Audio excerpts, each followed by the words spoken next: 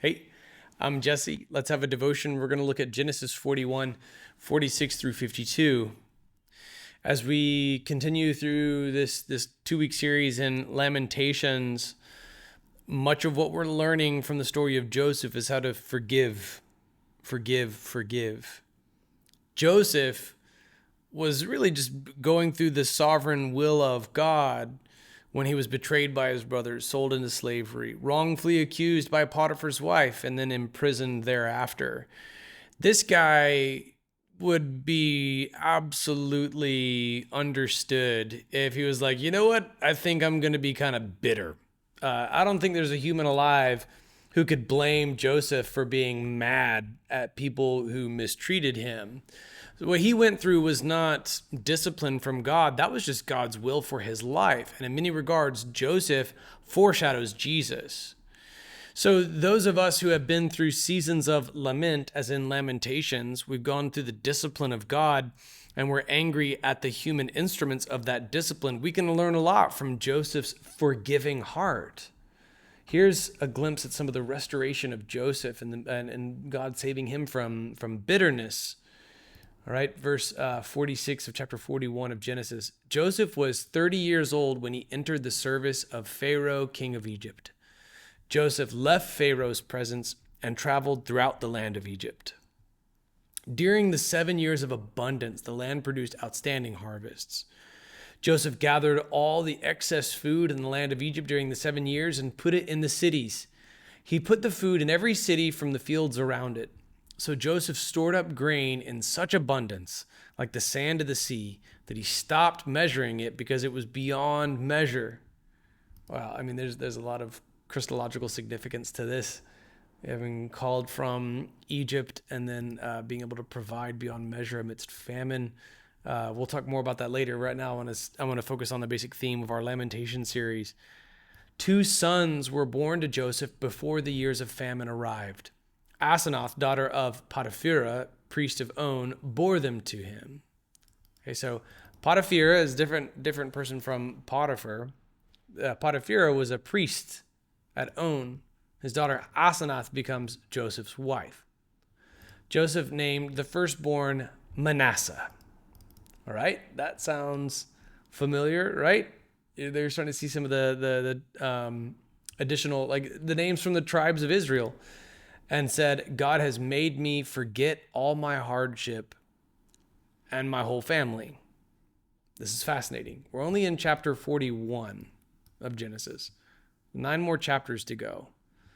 But as he's experiencing yet again restoration, he's starting to say things like, God has made me forget all my hardship.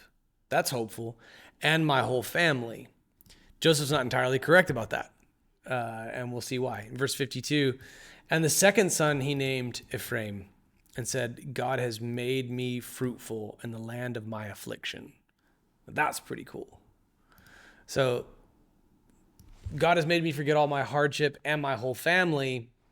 The first half of this evidently is not entirely accurate because you're going to see how Joseph starts acting really weird when, second half of this, he sees his whole family again. So this may have been aspirational in nature. And that's the namesake, that's Manasseh's namesake. But this is absolutely indisputable. God has made me fruitful in the land of my affliction. God has definitely made Joseph very fruitful while in the land of affliction. And this is how you endure. Whether it is hardship brought on because that's just the gauntlet God's called you to run, or you're going through a season of lamentation because you're under the discipline of God for your own sin, may you be fruitful in the land of affliction. Be fruitful wherever you are. Joseph was fruitful when he was imprisoned. He was fruitful when he was working for Potiphar. He was fruitful when he was Pharaoh's right-hand man. It's incredible. You're going to see we're going to harken back to this a little bit more when we study Daniel. Our next series is going to be a brief standalone because we might be getting a building. It's a big deal. Followed by Ezekiel and then Daniel. And then Daniel, you're going to see some of these same common themes come back and forth when it comes to dream interpretation. and what that means. So stay tuned. More on Joseph in the coming months and his dream interpretation. But what I want to point out is how he has been fruitful wherever he is. He has been fruitful wherever he is. What's ironic about the book of Lamentations is that it bears fruit. It's bearing fruit in our church right now. And this is Jeremiah reflecting on the catastrophe that was the Babylonian captivity, sacking Jerusalem and burning the temple, burning the houses. Even that book is bearing fruit in modern day Bellevue, Washington, 2024. It's still bearing fruit. Whether it was the heyday of the kings of Judah or, post-exilic, Babylonian reign, like whatever the context, Jeremiah was bearing fruit. Joseph was bearing fruit. Joseph and Jeremiah have this in common, that they weren't necessarily to blame for the sins of their own people. And each of them exhibits this fruitfulness regardless of the setting. If you are bound and determined to just wait until God fixes every problem in your life before you're fruitful, you're probably not going to bear any fruit. You got to bear fruit right here, right now. Why? Because this is where you're at now. This is you, and this is now. So obviously, it's God's will that you do his will.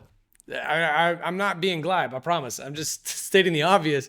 And it's because we can forget obvious things like that. Joseph was fruitful in prison. Joseph was fruitful in the house of Potiphar.